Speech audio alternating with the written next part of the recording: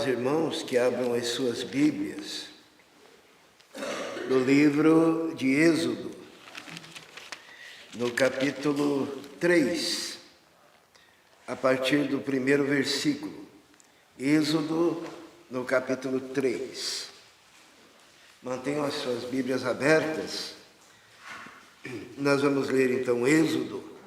E essa palavra é uma palavra que você deve pedir ao Espírito Santo que aplique ela no seu coração, porque ela pode ser e será transformadora para a sua vida, se você assim o aplicar.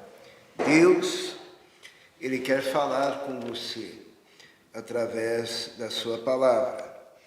Êxodo capítulo 3, diz assim: Moisés pastoreava o rebanho do seu sogro, Jetro, que era sacerdote de Midian. Um dia levou o rebanho para o outro lado do deserto e chegou a Horebe, o monte de Deus.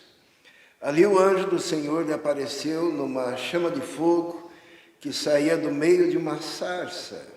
Moisés viu que, embora a sarça estivesse em chamas, não era consumida pelo fogo.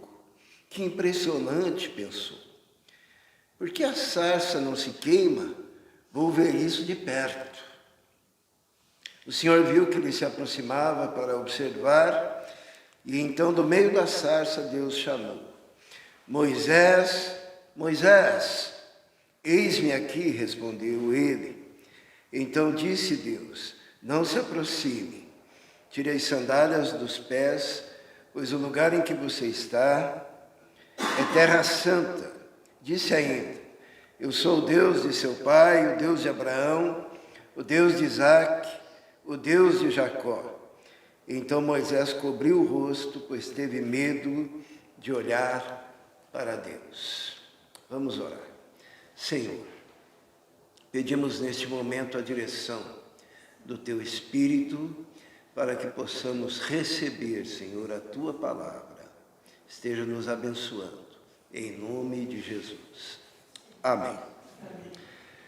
Moisés, ele estava numa fase difícil da vida dele, nesse momento, né? O primeiro versículo que nós lemos é que Moisés pastoreava o rebanho do seu sogro, Jetro, que era sacerdote de Midian.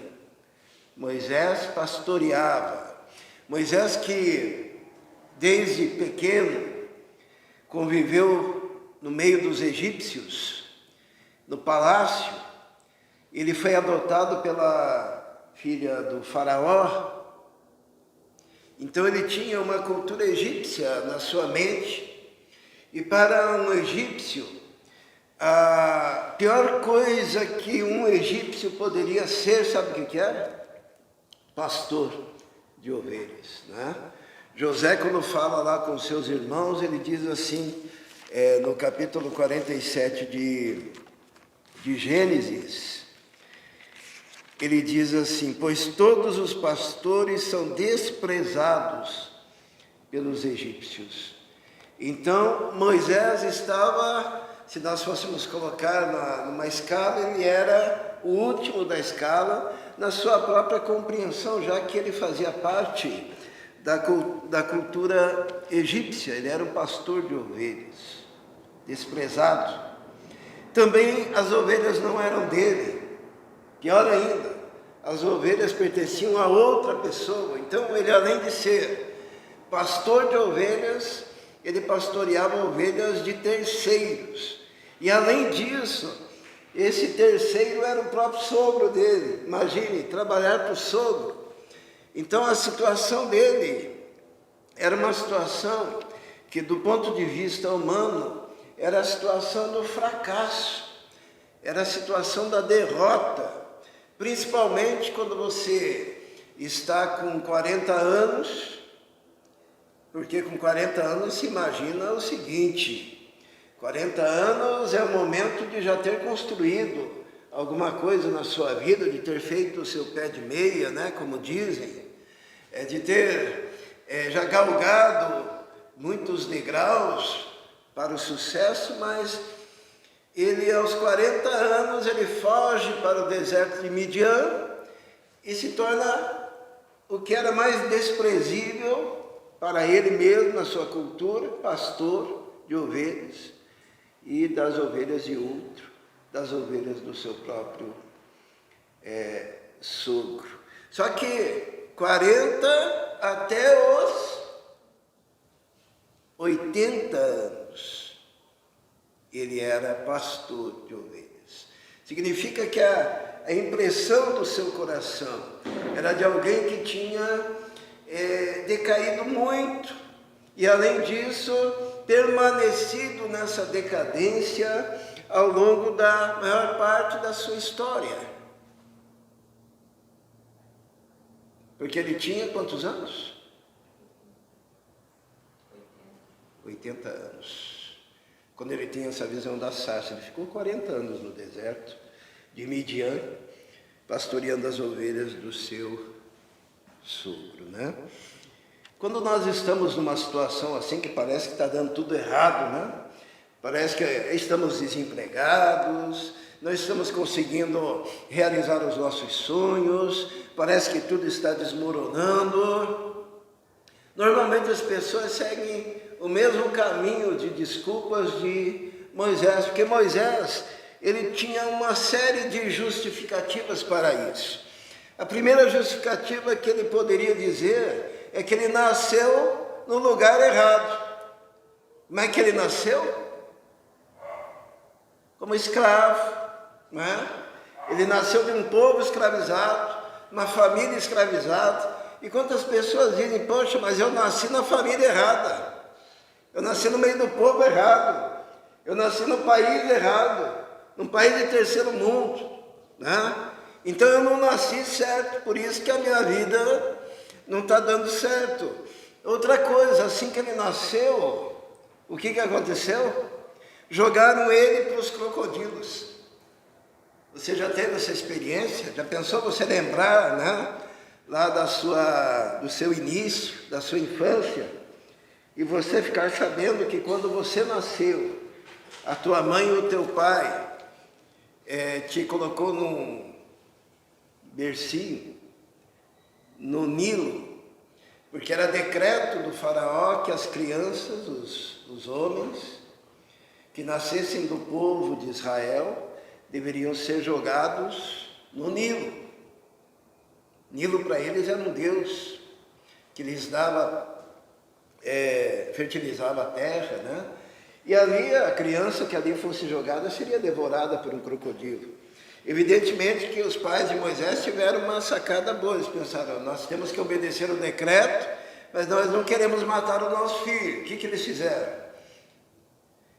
Ninguém falou que não podia ser dentro de um caixotinho, ou de um bercinho, ou, né? Ou algo que flutuasse. Então eles pensaram, vamos obedecer, mas do nosso jeito. E assim eles soltam Moisés no Nilo. E acontece a história que os irmãos sabem, né? Que ele é adotado então. Mas o que acontece é que ele tinha essa desculpa também, que ele poderia dizer, poxa, eu nasci no povo errado, na família errada, do jeito errado, no tempo errado, como escravo ainda, e ainda meus pais me jogaram para os crocodilos. Quantos não reclamam dos pais, né? Ah, a Rebeca lá no quarto, tudo errado na minha vida, podia ter nascido de um bilionário, nasci no lugar errado, e fui jogado no meio desses meus irmãos, que são os crocodilos. Não? Sempre dá para fazer uma desculpa, né? Mas Moisés foi literalmente jogado aos crocodilos. Outra coisa, uma desculpa também, é que sempre esperavam mais dele, porque ele era o filho que teve a oportunidade. Por quê? Porque quando colocaram ele no Nilo, ele foi adotado pela filha do faraó e foi levado ao palácio, e ele foi o cara que teve a oportunidade de estudar. E o que ele estudou? Ele estudou toda a ciência do Egito. Significa que ele estudou medicina, ele estudou botânica, Ele estudou engenharia, que era forte lá, né, de construções, de arquitetura. Ele era o cara preparado. Talvez os pais pensassem, nosso filho estudando no que há de melhor no mundo. E a gente pega, às vezes, e coloca todas as nossas expectativas, né, nos nossos filhos. E quando Moisés estava lá, cuidando de ovelhas, ele pensou assim, poxa, eu era um cara que, quando olhavam para mim, o povo tinha uma expectativa, e olha onde eu fui parar, né? Eu frustrei a expectativa de todos, porque por causa das minhas decisões erradas, porque ele olhou assim e pensou, poxa, por que eu fui matar aquele egípcio, né? Lembram? Que ele viu os egípcios lá, aquela briga, e daí ele entrou no meio lá e matou um egípcio. E quando ele matou aquele egípcio, foi descoberto, e daí o rei queria matá-lo, ele teve que fugir.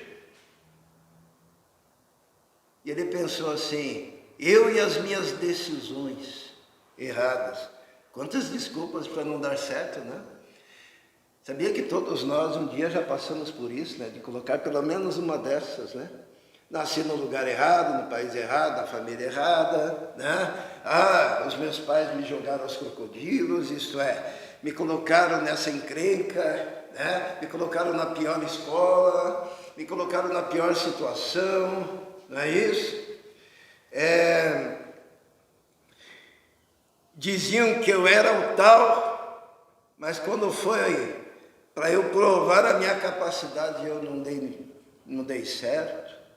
Tem muita gente que já fez e que já passou por isso, e agora está lá ele pastoreando ovelhas, e talvez na sua cabeça ele diz assim, poxa, eu sou médico, porque ele era formado em toda a ciência do Egito, eu sou médico, eu sou engenheiro, eu sou botânico,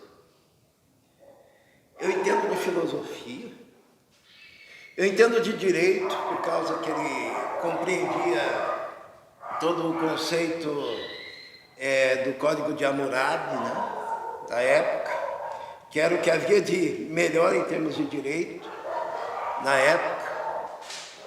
E eu estou aqui sendo subutilizado. Eu estou aqui trabalhando como pastor de ovelhas. A pior função que um egípcio poderia chegar. Eu estou no fundo do poço, e se passam 10 anos, e se passam 20 anos, e se passam 30 anos, e se passam 40 anos. Talvez haja uma frustração, talvez não dessa do tamanho de Moisés, né? Porque para o Moisés aqui estava brabo o negócio, né? Acho que tem muita gente que quando chega nesse ponto já pensa até se vale a pena viver. Mas o que acontece? Deus pode tratar, Deus pode transformar, Deus pode modificar o coração, a mente que tem esses obstáculos, que são impeditivos do avanço e do cumprimento da missão que Deus tem para cada um de nós. Existe um peso muito grande quando se é jovem, né? Porque os pais olham e dizem, esse meu filho é o mais bonito, é o mais inteligente, não é assim sempre? É o mais capaz. Eu imagino o que ele vai ser.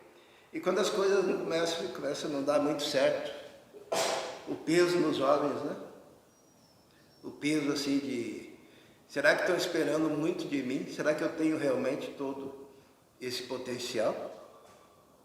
E quando as coisas não dão certo, aí vem aquela dor, aquela tristeza, aquela dúvida. Mas Deus é tão bondoso que aqui no caso de Moisés e para nós também, Ele colocou aqui alguns fatores para transformar essa situação na vida de Moisés, né? E esses fatores, o primeiro deles está aqui, ó. Está no versículo 3. Êxodo 3:3. Vamos ler? Diz assim: ali o anjo do Senhor lhe apareceu numa chama de fogo que saía do meio da sarça. Moisés viu que, embora a sarça estivesse em chamas, não era consumida pelo fogo. Que impressionante, pensou, porque a sarça não se queima. Vou ver isso de perto. O Senhor viu que ele se aproximava para observar, e então, do meio da sarça, o chamou: Moisés, Moisés, eis-me aqui, respondeu ele. O primeiro fator é o fator da sarça. Deus, ele se revela ali para Moisés, e a forma que ele se revelou para Moisés foi interessante. Moisés, que tinha a mente dele, uma mente científica, né? A mente de um pesquisador, ele vê algo inusitado, que é uma sarça pegando fogo, mas não se consumindo. Ele olhou assim: mas não é possível, isso vai contra as leis da lógica, da ciência, né? Vamos colocar para os nossos tempos. Que coisa impressionante! Deus estava fazendo o quê? Estava chamando a atenção de Moisés: olha, algo de muito diferente está acontecendo. E quando Moisés diz assim: por que será que a sarça não se queima? Vou ver isso de perto. E ele se aproxima. Deus pega e faz algo que é sensacional. Deus falou assim: Moisés, Moisés.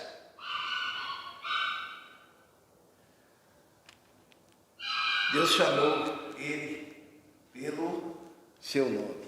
Deus conhecia Moisés. Deus conhecia a profundidade daquele Senhor, agora com 80 anos. Isto é, ele que se imaginava, quem sabe, abandonado, ele que se imaginava fora de contexto, ele que imaginava que tudo tinha se acabado. Quando ele se volta para a sarça, o próprio Senhor aparece e lhe chama pelo nome. E chamar pelo nome é algo que denota importância. Moisés. E Deus o chamou pelo nome através da sua curiosidade, porque ele se aproxima lá para ver aquele fenômeno. Deus o chama pelo nome, e ali, quando chama pelo nome, Deus está revelando que existe uma escolha soberana, que está muito além da história do homem, mas que está lá na eternidade com Deus. E Deus, que conhece a cada um pelo nome, ele chama e diz: olha, eu estou te chamando, e te chamando para uma missão, porque existe algo que é para você fazer, algo que não é outro que vai fazer, porque Deus é aquele que nos forma desde o momento da nossa concepção. Quando ele nos formou, ele já tinha para cada um de nós uma missão, e ele sabia qual seria o nosso nome e qual seria o propósito da nossa vida. Lá no Salmo 139 fala isso, né? No Salmo 139, nós temos o mistério da concepção revelado pelo salmista. E eu vou ler para os irmãos, no versículo 13, diz assim: tu criastes o íntimo do meu ser, me teceste no ventre da minha mãe. Eu te louvo porque você me fez de modo especial e admirável. Tuas obras são maravilhosas, digo isso com convicção. Os meus ossos não estavam escondidos de ti, quando em secreto fui formado e entretecido como nas profundezas. Os teus olhos, Senhor, viram o meu embrião. Todos os dias determinados para mim foram escritos no teu livro antes de qualquer deles existir. E é por isso que Deus pôde chamar aquele homem pelo nome, Moisés, porque lá no útero da mãe, Deus já estava olhando para Moisés, estava dando todos os encaminhamentos para aquele DNA, para que ele se desenvolvesse de uma forma útil ao Senhor, para o propósito que Deus tinha para a vida daquele homem. Moisés, lembram quando Deus chamou Samuel também, né? Samuel, Deus conhece pelo nome. E sabe por que os irmãos estão aqui hoje? Porque um dia o Senhor Jesus chamou pelo nome, chamou Beatriz, ela ouviu, ela disse sim, estou aqui. Chamou Margarida, ele nos chama, porque nos formou, e ele nos chama para cumprirmos o seu propósito. Uma coisa que é muito interessante, que cada desculpa que a gente dá como motivo, né, que não deu certo, eu listei uma série de desculpas, né? Por exemplo, quando Moisés poderia dizer, eu nasci no lugar errado, na família errada, no tempo errado. Daí Deus diz, não, você nasceu no lugar certo, na família certa e no tempo certo, porque você nasceu para ser libertador desse povo, né? Eu fui jogado para os crocodilos, daí Deus falou, foi sim, mas para que você pudesse crescer no palácio, eu estava lá, minha mão estava conduzindo, e você foi adotado por aquela família, e pôde estudar. Daí ele poderia dizer, sempre esperava mais de mim, e as expectativas foram frustradas. Daí Deus diz, não foram frustradas. Por quê? Porque quando você estava estudando medicina, direito, quando você estava estudando arquitetura, botânica, estava te preparando para ser o líder desse povo, e ali eu estava dando as ferramentas para você. Aquilo que é desculpa para você é a minha mão operando na sua vida. Ele dizia assim, mas eu tomei decisões erradas, e acabei vindo para esse deserto de Midian para criar ovelhas. E Deus fala, não, você saiu do domínio da família do faraó e abandonou os prazeres do palácio para viver como pastor e aprender o que é cuidar, o que é zelar, o que é ter paciência, o que é tratar com amor. Eu estava te preparando, mas o meu potencial, Senhor, está subutilizado. Não, é agora que vai começar a ser usado na sua plenitude. Você agora está pronto. Então você faça o seguinte, saia aí da casa do teu sogro, vá lá para o Egito de novo, chegue lá e diga, eu vim libertar o meu povo. Daí começou, né? Começaram as desculpas, né? As desculpas de Moisés.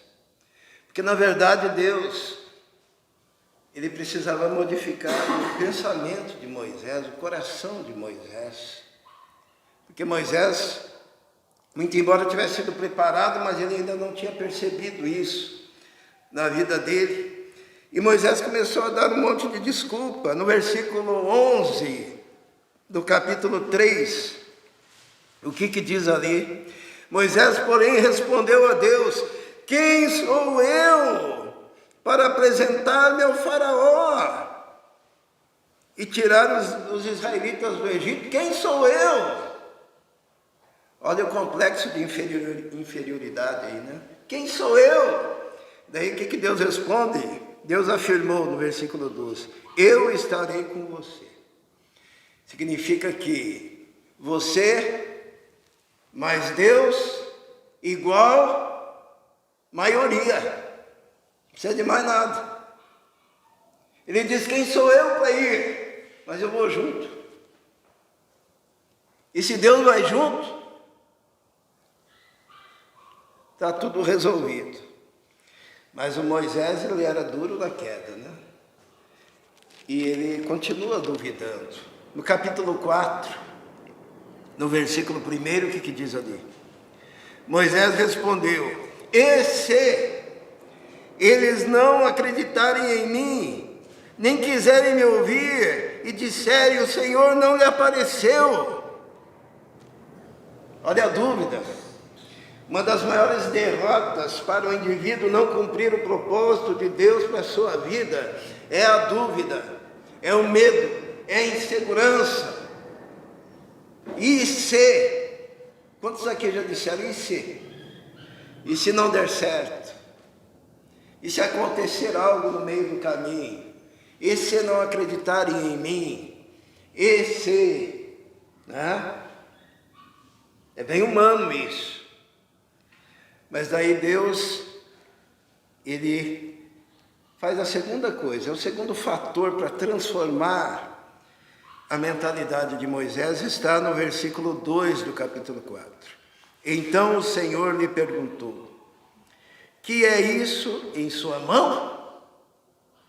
Uma vara, respondeu ele. Isso é muito importante, porque aqui nós aprendemos que Deus usa aquilo que você tem na sua mão. Quando Moisés colocou um monte de desculpa, Deus perguntou: o que você tem aí na sua mão? Uma vara, era um cajado. Provavelmente Moisés tinha andado no meio daqueles matos lá e viu algo que poderia, ele usar, cortou tal e fez um cajado. Ele já estava com 80, ajudava ele a se manter em pé direitinho e também a pastorear as suas ovelhas. O que você tem na mão? Eu tenho um cajado, mas é um cajado lá de uma madeira que ninguém queria, que estava jogada lá num canto. Eu cheguei, cortei e fiz o formato, é um cajado, é isso que eu tenho na mão. Então você acha que não consegue? Eu quero apenas aquilo que você tem nas suas mãos. Deus não requer de nós mais do que nós temos. É aquilo que temos. Eu gosto de ver essa igreja, que é uma igreja de empreendedores, O que você tem? Eu tenho uma ideia, é o suficiente. Eu tenho uma ideia na minha cabeça. Qual a ideia? Eu vi na internet uns docinhos lá, como faz doce de leite.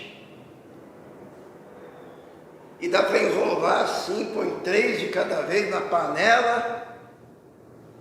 Daí Deus diz: aí, é isso, eu só quero o que você tem nas suas mãos. Mateus estava sem ter o que fazer, Daí ele olhou assim: estou precisando fazer alguma coisa. E eu tenho algo, tenho uma ideia. E daí ele fez uma massa, comprou lá, pediu para eu comprar uns hambúrgueres, fez hamburgão. Agora é o novo empresário do hamburgão, Já tem até sócias, Já tem até sócias. O que você tem? O Romildo, desses tempos, ele falou que eu estou fazendo isso, mas eu quero fazer mais. O que você tem nas mãos? Deus vai multiplicando, mas se você consagrar ao Senhor. Essa pergunta de que Deus fez para Moisés é muito importante. E é uma pergunta para você hoje: o que você tem? Isso que você tem está disponível para a obra de Deus? Que em primeiro lugar o reino, certo? E a sua justiça, e as demais coisas vos serão acrescentadas. Você está disposto a consagrar o que tem, nem que seja uma vara torta, um cajado? Eu nunca me esqueço, irmãos, quando eu era adolescente, eu era líder dos jovens na igreja, a gente se reunia num porão assim, e eu tocava violãozinho, pensei, preciso de alguém para me acompanhar, né? Daí fui na loja, comprei um pandeiro, tá? Comprei um pandeiro. Cheguei com o pandeiro todo feliz lá, ninguém sabia tocar o pandeiro, nem eu sabia, né? A gente fazia uma barulheira danada, não saía música nenhuma, porque pandeiro é difícil de tocar. Eu fiquei até meio assim frustrado, né? Pensei, poxa, esse pandeiro aí, gastei com o pandeiro, deixei o pandeiro ali no canto. E às vezes eu até preferia que não tocassem o pandeiro, né?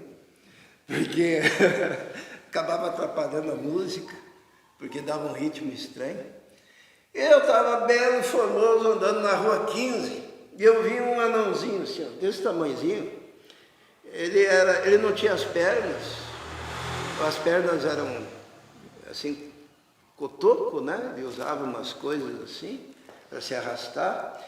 E ele não tinha os braços também. O braço dele era um toco assim. E do toco desse braço saía um dedinho só, tá? Sabe o que ele estava fazendo? Tocando pandeiro.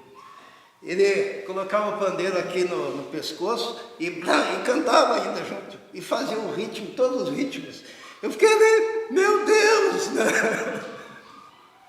Porque ele não tinha praticamente nada do que nós temos. Mas o que ele tinha, ele usou. E Deus o abençoou. O que você tem? A pergunta para Moisés foi essa: o que você tem na mão? Daí Moisés ele responde, daí mais um princípio que nós temos aqui, é no versículo 3, né? Depois que disse, uma vara, respondeu Moisés. Daí no versículo 3, disse o Senhor, jogue-a no chão.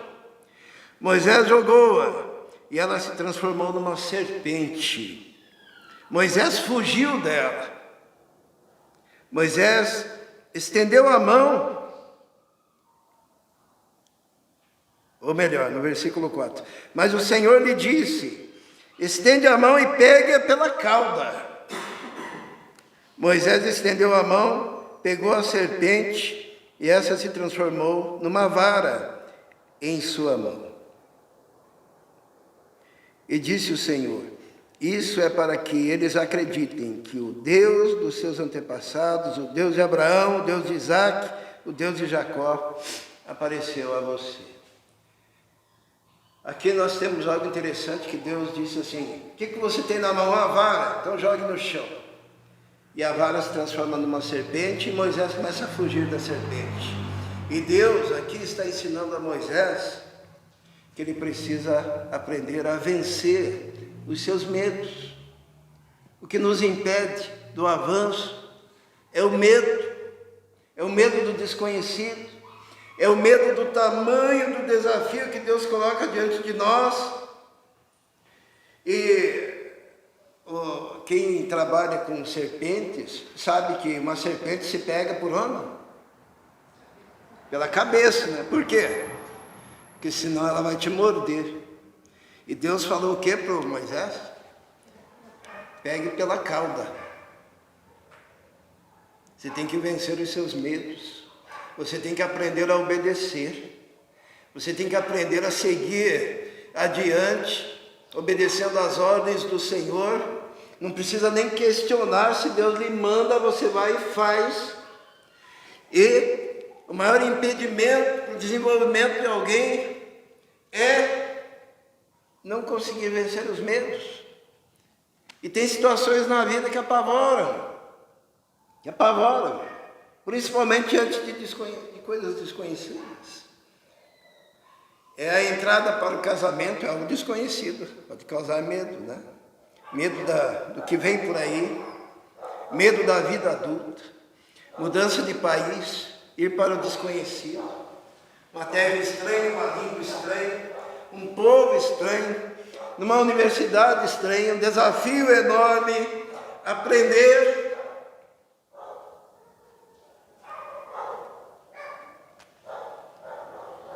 E Deus diz para você, pegue pela cauda, isto é, vença o seu medo. Você não vai ser envenenado, você não vai ser mordido, você não vai ser destruído. Se você for com o Senhor, obedecendo ao Senhor,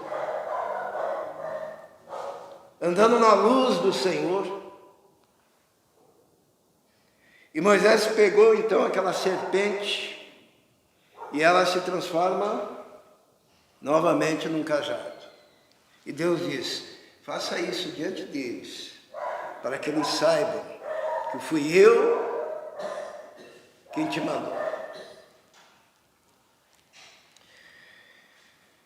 Deus, a palavra de Deus diz que Deus não nos deu o espírito do medo, né? Como é que diz lá o texto? Diz assim que Deus não nos deu espírito de covardia. Deus não nos deu. O que Deus nos deu? Deus nos deu coragem, fortaleza e moderação. Isso que Deus nos deu. E quando Paulo falou isso para Timóteo, Timóteo estava com medo, porque ele via Paulo sendo preso, e Timóteo era o jovem pastor que ia assumir agora uma igreja, e Paulo fala, Deus não nos deu o espírito do medo, vença os seus medos, vença os seus medos nos seus empreendimentos, vença os seus medos dos seus estudos, vença os seus medos na sua empresa que você quer abrir, nos seus ideais, na sua faculdade, no desejo que você tem, no sonho que Deus colocou no seu espírito. Mas Deus continua trabalhando o coração de Moisés no versículo 6, vamos ler. Êxodo 4, 6, diz assim, disse-lhe mais o Senhor, coloque a mão no peito. Moisés obedeceu. E quando retirou, ela estava leprosa, parecia neve. Ordenou-lhe depois, agora coloque de novo a mão no peito. Moisés tornou a colocar a mão no peito. E quando tirou, ela estava novamente como o restante da sua pele. Prosseguiu o Senhor, se eles não acreditarem em você, nem derem atenção ao primeiro sinal miraculoso, acreditarão no segundo. Aqui nós temos um princípio importantíssimo. Deus estava mostrando para Moisés, que estava todo temeroso, porque ele tinha diversas desculpas para não obedecer. Ele estava mostrando para Moisés que não seria a mão dele, de Moisés. Porque a mão do homem, quando o homem quer assumir o controle, a mão do homem é impura. A mão do homem está carregada com os pecados que estão dentro do seu interior e que precisam ser trabalhados. A mão do homem muitas vezes traz a arrogância. Vivemos na época do antropocentrismo, o homem na frente achando que consegue tudo por conta própria, pelo seu poder e pela sua própria mão. E é o princípio da queda. Moisés tinha que aprender que mesmo ele tendo estudado toda a ciência do Egito, mesmo Deus lhe dando todo esse poder para fazer sinais e milagres, mesmo Deus lhe dando autoridade de chegar diante do faraó, mesmo Deus dando-lhe autoridade para chegar diante do seu próprio povo, com o qual ele não convivia há tanto tempo, não seria na autoridade dele mesmo que ele venceria, mas na autoridade do Senhor. Porque se você for com a mão do homem, essa mão é uma mão leprosa.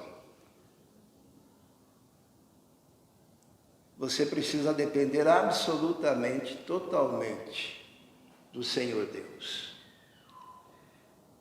Você tem que entregar os teus caminhos totalmente ao Senhor. E andar na luz do Senhor. Porque o grande erro pode ser você andar ou tentar andar nos seus próprios caminhos. Uma vez Deus falou para Moisés, depois, levando o povo, libertando o povo, Deus falou para Moisés, Moisés, toque na rocha. Era só obedecer. Porque aquele milagre seria pela mão de Deus. E Moisés estava furioso com aquele povo, que o povo não era fácil. E Moisés olha para o povo, vocês querem água? Querem! E bateu na rocha. Deus deu água. Mas esse pecado de ir na sua própria força, de não demonstrar que era a mão de Deus ainda ali, naquela situação, o impediu de entrar na terra prometida. Moisés morreu no deserto. Deus o sepultou, diz a palavra de Deus. Põe a mão no seu peito, saiu leprosa. Colocou de novo, saiu sã. Porque não serão as suas mãos. Você fará, mas por trás de tudo, desde o começo no útero materno até o final da sua vida, tem que ser a mão de Deus operando. Eu não sei qual a sua situação, Acho que a grande pergunta para a igreja hoje é o que você tem nas suas mãos, Moisés, o que você tem nas suas mãos? Durante muito tempo nós reclamamos que o nosso salão é pequeno, que a nossa região aqui parece uma ilha, que nem um boteco não prospera aqui, Se quer falir, é só abrir uma lanchonete aqui na esquina, Porque o povo daqui não vem da lanchonete e, só de igreja nessa rua aqui já abriu uma meia dúzia e nessa outra aqui nem se fala. E podiam colocar placa de festival de milagres e tempestade de bênção. Porque já a experiência já nos mostra isso. Já aconteceu. E às vezes a gente pensa, o que nós temos é tão pouco, Mas Deus não quer saber disso. Ele só quer saber o que você tem nas mãos. É isso que Ele quer usar. E vai ser bênção se você colocar nas mãos dEle. E se permitir usar pelo Senhor. O que você tem nas mãos? Feche seus olhos agora neste momento. Talvez o que você tenha seja um projeto para a sua vida, um projeto pessoal. Talvez o que você tenha nas suas mãos seja um sonho que, talvez como os sonhos de Moisés já estão sendo escanteados, como se já passou o tempo, Não sei o que você tem nas suas mãos, no seu coração. Mas se você entregar ao Senhor hoje, como Moisés, Deus pode transformar totalmente o seu futuro, a sua vida. O que você tem nas mãos? Entregue isso hoje, como dádiva, como oferta ao Senhor, porque Deus quer usar você. Vamos orar. Senhor nosso Deus, nós não temos muito, temos pouco, mas sabemos que o que nós temos pode ser totalmente colocado nas tuas mãos. E na semelhança daquele menino que tinha uns pãezinhos e uns peixinhos e decidiu colocar nas suas mãos e aquilo alimentou uma grande multidão, assim também nós colocamos os nossos sonhos, os nossos projetos, nós colocamos a tua igreja, nós colocamos os recursos que temos, ó Deus, que são poucos, mas são como os pães e os peixes, nas tuas mãos, ó Deus. E pedimos que o Senhor esteja consagrando, que o Senhor esteja multiplicando, que o Senhor esteja operando, seja na igreja como povo teu nesse lugar, seja na família aqui representada, seja no indivíduo com seus projetos. Colocamos, ó Deus, nas tuas mãos, em nome de Jesus. Amém.